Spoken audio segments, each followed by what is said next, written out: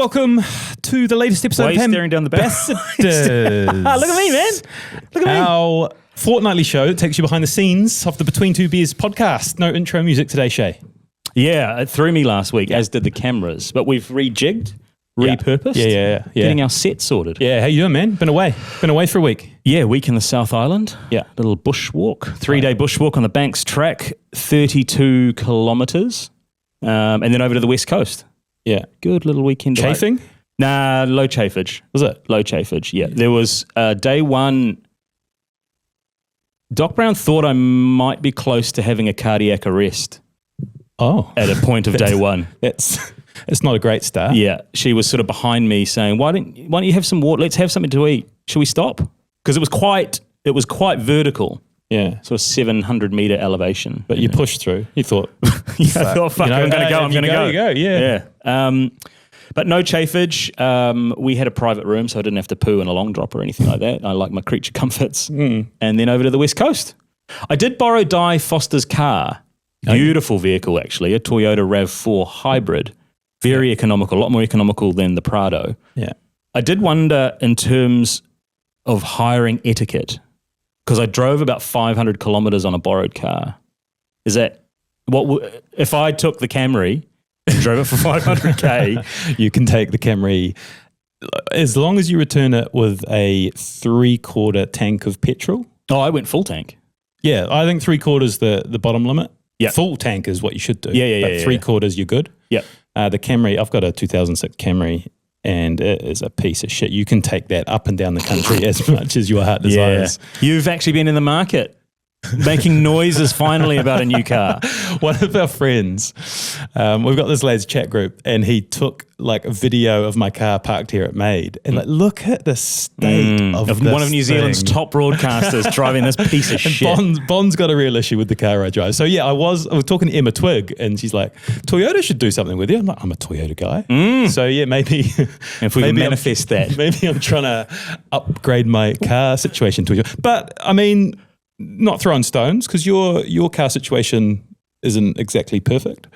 I mean, it's not my car for a start. I'm on borrowed wheels. They're a Toyota actually as well, funnily enough. Yeah. It's my brother's vehicle. I've tried to register in my name, and it's not. Yeah, that does not happen. The $750 Camry, sister Camry to yours, that I bought from your dad, is currently in Oportiki. Have we talked about, I can't remember if we talked about this on Hambassadors. Seamus used to drive my dad's old car, which had done, how many Ks had it done? When I picked it up, it had probably done 390 odd. And when you got rid of it? Well, it celebrated its 500,000th birthday when it was in my possession. God knows how many it's done since then. Rust all over it, like total piece of shit. Not that long ago. Not that long ago. Yeah. You know? 6 month turnaround. Keep you humble. But while I was away, what did you get up to? A lot of swimming. Yeah, got into a really good swimming routine. And I will say this about swimming. It's not great for a thinning hairline. Aren't you in a cap? Well, here's the thing. I wear a cap a lot of the time now. Like my hair's starting to go. I know it's a matter of when, not if. But most of the time I wear caps. Yeah. So when I'm looking at myself in the mirror, I got a cap on. But when I get out of the pool and I'm changed, there's a mirror and it's quite confronting because the wet, the little bald patches are a lot more pronounced. And I sort of just catch a little look at myself. I'm like, geez, how long do we have? What do you reckon? If you had to put a time... I was talking to Murray Rose Barber about it. I was like, Murray, give it to me straight. Like, were you really? I was like, what's the state back there, man? Like, are we going full shave?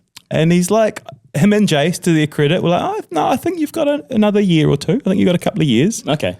But it's in the conversation. Yeah, it's a bit like the car. There's sort of the two things floating around on the surface. But I've started a new morning routine, which has slightly been inspired by a guest we're releasing on Monday, Greg Foran, who's the Air New Zealand CEO. And his morning routine is 4 a.m. every morning, 45 minutes of stretches. Was he like 5 sets of knuckle push-ups, like 1,000 stairs, like reads all the international newspapers and sends them to his team. I was like, fuck, what a machine. And then I'd been going swimming in the morning, but I've added stretching before that. It's like a 5 a.m. wake, and then it's 30 minutes of stretching and then swimming. And I feel amazing Nice. for it. Yeah, can't Nice. recommend it highly I enough. look forward to the Wall Street Journal articles appearing in my inbox then, waking up to those. Is that the next step? Yeah. Greg, let's tease that now because this is an epic episode. Air New Zealand CEO now, but he was the Walmart boss. Which I had no idea about before we recorded with him. Yeah. 1.5 million staff he had under him, 4,600 stores. They did 300 billion in annual revenue. And he was the guy. He was the boss. It's kind of Zion Armstrong areas, right? Yeah. And you kind of think, well, how does someone get paid that much money? Like, why are they worth that much? And you talk to him and you're like, yeah, I kind of get it. Yeah, and then you don't ask the question either at the end of like, why do you keep working? You don't really need to work. Yeah. We left that off the list. Yeah, but then we re-asked him. We did, yeah. So there'll be a little audio insert at the end of the episode where he answers that question. And in the research, there was some conjecture about his origin story, right? Hastings versus Hamilton, and we had it confirmed by Greg. He's actually a Hambassador. Yeah, he is. Started as craft in the Hamilton supermarket scene, and then just like kept working his way up the chain. He hadn't heard of the Hambassador term before, but he came on board. Yeah, well, he might be more familiar with it after our little TVNZ appearance this week. It's been a big week for Hambassadors. I think last Hambassadors we talked about how Chris Chang from TVNZ was coming down and we are going to do some bits for him. So we did this interview and it just went live on air this morning. I kind of normally think with those things, they'll just use a few grabs. Yeah. From it. They'll use a few lines and it'll be B-roll. part of a bigger package. But it was basically me and Shay talking shit for about 3 minutes. And they got a few swear words through too. Yeah, speaking of talking shit, you said shit and I said shithole. And I was surprised it got through at 8:20 a.m. It'll probably be a BSA complaint about us too. But it's like, what's so great about Hamilton? And we had this kind of like list in our mind and it was like, Chris Wood and David Nico and Dan Vittori and Greg Foran. But the one line, like, I had a line prepped and then I sort of just forgot about it. What was the line? Well, I was going to say, and I know what you're going to say, Chris. You're going to say, but isn't Hamilton the chlamydia capital of New Zealand? And I say, no, it's not. That was Havoc and Newsboy coming down, making shit up, giving us a bad reputation. That was going to be the line, and then I forgot about it, and then we didn't address it. And then in the after comments, him and co-host Jenny May Coffin. where they brought it up, and like, what's the downside? Is like, well, it's the New Zealand STD. Yeah, he said, some sexual health slurs. I was like, God damn it. Yeah, missed opportunity. But it was good. No, it was good. Go and check it out. We're going to put some stuff on our socials. I was surprised the siren. I thought that they would edit that bit out. But when we were talking about how great Hamilton was, there's fucking police sirens going through the background. And I was like, that was really badly timed. And they kept it in the cut. And I was like, oh, no. Hamilton's changed. It's a beautiful city. We're going to go Also, one thing I will say, I don't know whether, and I know you're a fan of the hat, but I don't know whether caps in interviews I looked quite shaded, but also the cap was shit. Yeah, I look quite grumpy. It's actually here. It's the original Hambassador hat. Yeah.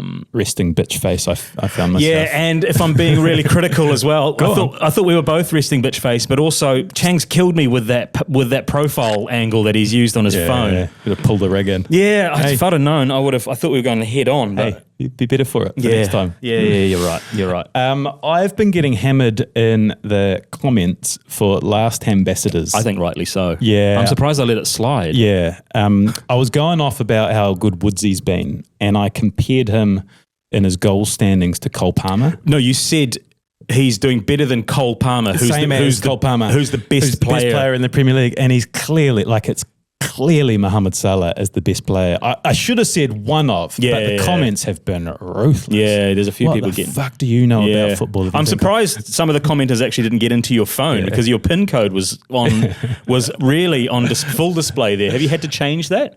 No. Yeah, we've gotten past that little hurdle, producer Sam. Listen, but since we hyped Woodsy up, he scored a hat trick. So I feel like we need to go again. 7-0 win over Brighton. It was crazy. So best goal conversion in the league. Stats, man. Okay. So slightly better than last time. 42 shots, 17 goals, 33.3%. Erling Haaland, the greatest striker in the world, 91 shots. He's done it again, folks. He's done it again. Is he the greatest striker in the world? Who's better? Salah? It's not really a striker though. Like a... Okay. 91 shots, 19 goals, 19.8%. Imagine if Woodsy had 91 shots. I've done the maths. He'd have 30 goals. It's a good return. It's a good return. Yeah, okay. It's a good return. So, yeah. Woodsy. Yeah. I've got a Woodsy quiz for you, actually. No, go on. So he's now scored 55 goals for Nottingham Forest, but he's scored more for two other clubs. Who? Scored more goals for two other clubs than 54. Yeah, that's Burnley. right. Yeah. And of course, the other club that he scored so many goals for, more than 56 for another club. Yeah, that's right. More than 55, yeah. Oh, probably Hamilton Wanderers? Nah. Cambridge? No. English side. Oh, this is bad. Ipswich. Leeds. Of course. Ipswich. Leeds. And 80 for the All White. I would have given you All Whites too. I've had a shocker. Moving on. Confused. Confused. Hey, big week for us next week. We've got the Halberg Awards. We're emceeing the pre and the post and presenting the sports moment of the year. We've heard it from high up. Dan and Richie going to be in the room. Dan Carter and Richie McCaw. Yeah. Yeah, so, ISPS ambassador or Halberg ambassadors. And we're doing some sort of ad-lib stuff with the crowd. So one of us will inevitably ask them when they're coming on the podcast. That sort of thing. Yeah, punish them with that. Yeah. They love that. They love all that punishing stuff. But I have been thinking, so we're presenting the 10 sporting moments, and I've been thinking a little bit about it since we last spoke about our moments. And one that's growing on me is the rowing mums.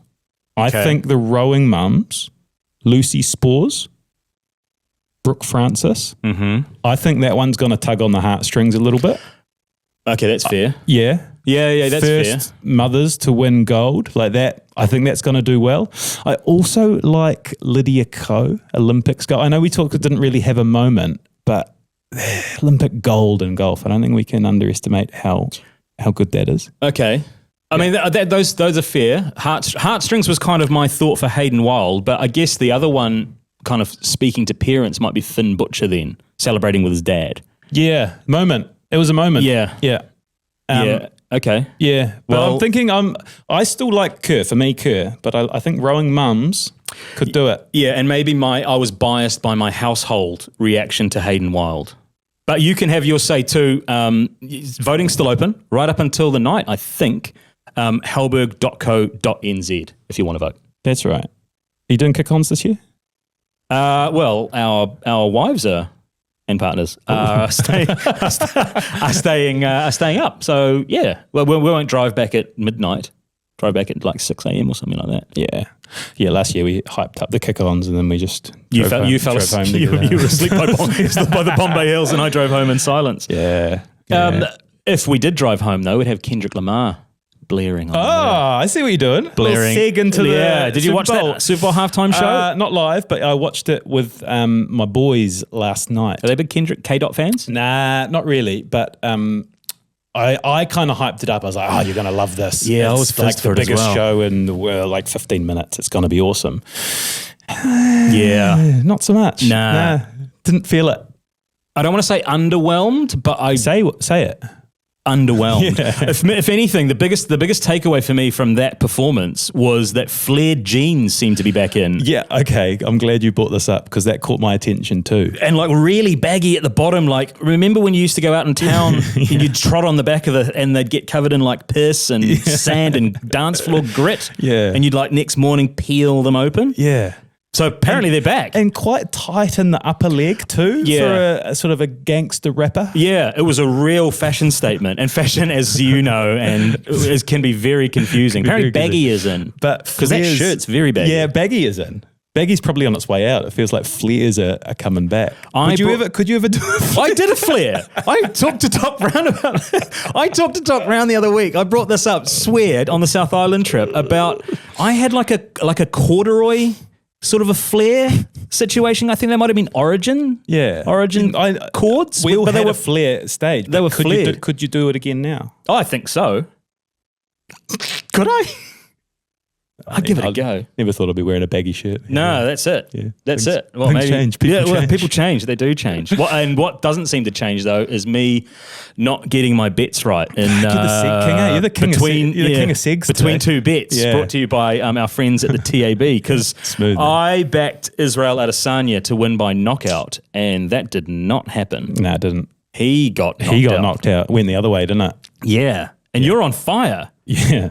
Thank you. So I had $50 on the Nottingham Forest Auckland FC double, 170 profit. Tidy little profit. We must be close to giving away another 500. That's 2 in a row. Yeah, I know. Yeah, 325. Need to get to 500, and we give it away to 5 lucky listeners. Yeah.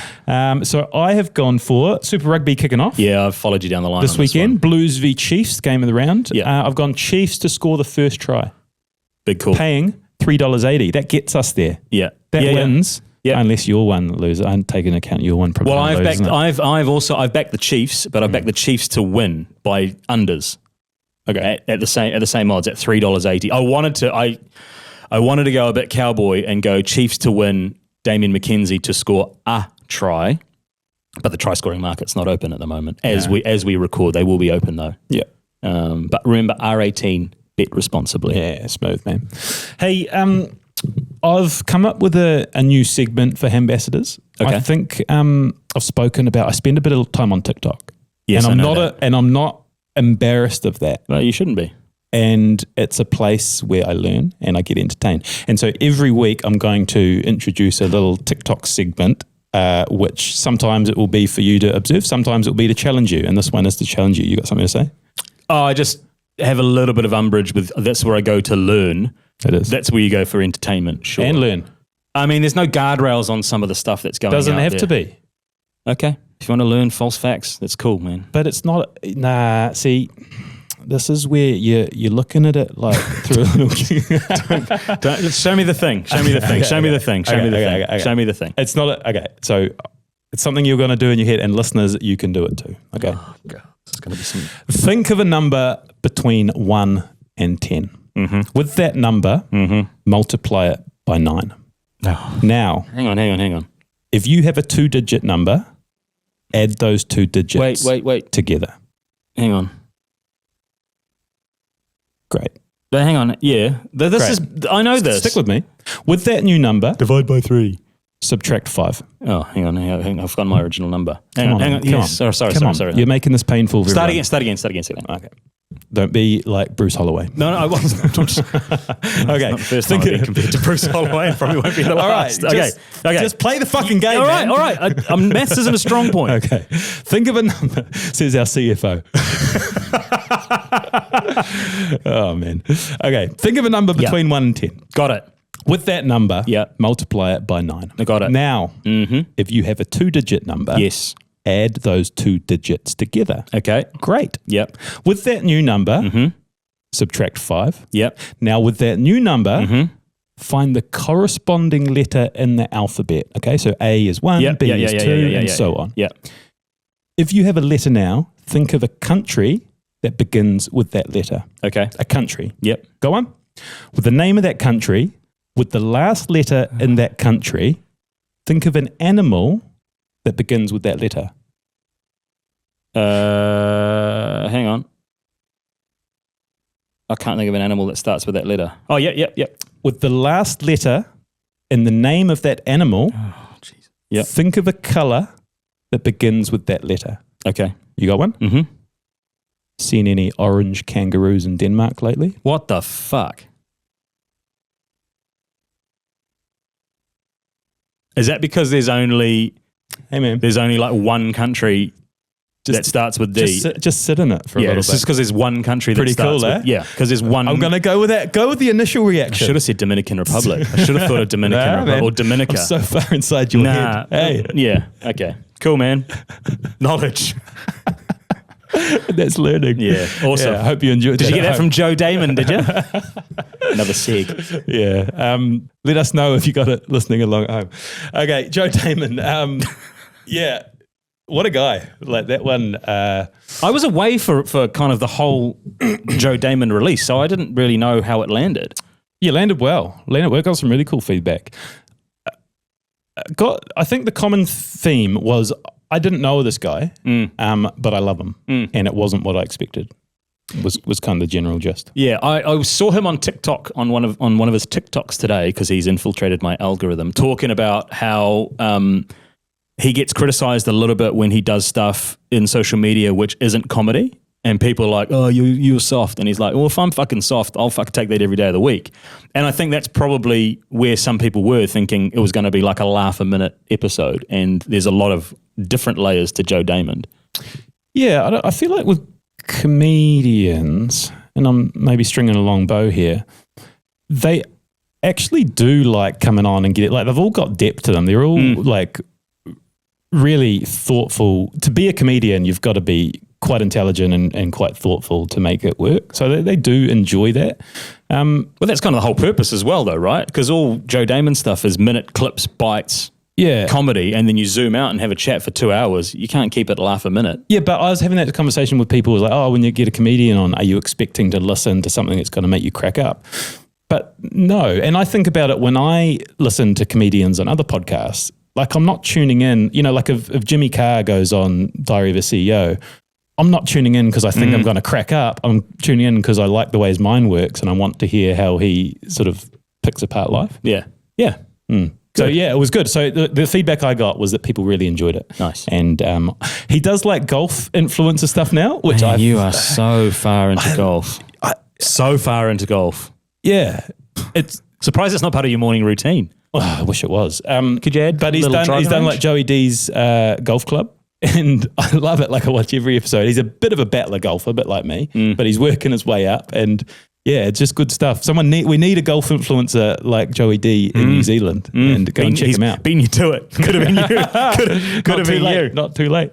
And the other one we had was Clayton McMillan, which we released on Monday. I sort of said in the intro, like very private guy, and doesn't do long form podcasts. And it took his former media officer, Emelina, who set it up, sort of messaged on social media and said it took an hour, it took a year for us to get this over the line, but so stoked we did. And yeah, man, that was a really cool one. And speaking to his wife in the prep, she was like, how long did you say the podcast is going to go for? And I was like, aiming for like 90 minutes. And she's like, okay, good luck, sort of thing. And then I messaged her afterwards, like, it went so well. Like, he gave us so much of his time. He really opened up. And the comment he made afterwards was like, well, I'm glad you guys got it. I'm never going to do a podcast interview again. Like, my whole life's out there now, so I don't need to do any more of these. Yeah, I think it's probably one of my top 10s that we've ever done. I really enjoyed that conversation. I remember really enjoying it at the time, and then when I listened back to it as well, really, really enjoyed, a whole lot of it. Like, I think for me, it's the team culture stuff, having spent a bit of time in and around teams, like really the way he kind of broke the layers down really simply as well. I liked it. And he's a physically big guy. We spoke about that a lot, eh? Yeah. His intimidating presence. He's aware of it too. Yeah. But softly spoken, I think really thoughtful as well. So it's that, I guess it's that parallel that you sometimes fall into the trap of just judging somebody by the way they look straight away. And then when you sit down and spend some time and really uncover what they're about, it's a very, very different person. It's that quote about all great coaches need a little bit of grizzly bear in them. Yeah. And he's got that, eh? Like that is sort of, he's got the presence. I laughed again when we were speaking, you hear it in the episode when we spoke about like, what do you actually say when you're into the microphone on the thing? And I've watched the Chiefs doco as well on TVNZ Plus. If you haven't, I reckon jump in and watch that. But yeah, that's more for him than anything else. I think just getting his frustrations out in the heat of the moment of just yelling down the line and then watching going, that fucking guy is not saying anything of what I just said to Damian McKenzie out there. It's cool. It's a real cool insight into the Chiefs and a Super Rugby club. Yeah. And as we said on Monday, we've got Greg Foran. This is a cool one. Like so many business and leadership lessons. We had some really good help from people around him sort of directing us into avenues. And one of them was like, you got to ask him about Nelson Mandela's like 10 rules of business or leadership. Yeah, leadership. He knows them off by heart. And after telling his story and getting him to go through those at the end and how it related to like how he's succeeded in life, it was really cool. And so much like energy and juice in him. Remember the chat you had with like his former colleague from Walmart, who's like one of the most powerful women in business? I was like, I teed you up like, oh yeah, this is her name. Can you take this one? Because I'm going to be away. Yeah. And you rang me afterwards. And I sort of Google searched the name before I got on the call with her because Air New Zealand had helped tee it up. And she was the CFO for Walmart when he was CEO, and she was on the Forbes 50 most powerful women in the world list of like 2024. I was like, oh my God. Just an hour. Do you want to come on the podcast? Yeah. So good. Yeah, so she was good. impressive too. Judith McKenna. And we've also got a big name in the golf world that we're recording with this week. Yeah. Maybe the biggest. New Zealand. Not New the biggest Zealand. name in the golf world, but the biggest New Zealand. Not the biggest name in the golf world. It's not Rory McIlroy. Tiger Woods? Oh, Tiger Woods would be the biggest name in golf. Yeah. Well, that's kind of, I don't want to give it away, but You're getting better with those teasers. Does the past outrank the present? I don't know. Yeah. I don't know. We'll see. Really excited for it. How many punishing golf questions do you think I'm going to save them for the end. Yeah, But, right. I think you should front foot that you are trying to get that handicap down. I will. With them. I will. Thanks for playing my game, man. Thanks for keeping the ball in the air, eh? Yeah. And the first reaction was one of awe. I saw your little face and your little eyes. So don't try to cloud over that because it's something I introduced. But I mean, it's just like anything. It's like when you see you see a magic trick blew revealed your and you're mind. like, oh, he's just standing on one leg while he levitates the other one. Blew your mind. Yeah, right. All right. See you next time. See you, Tay. Enjoy. See you.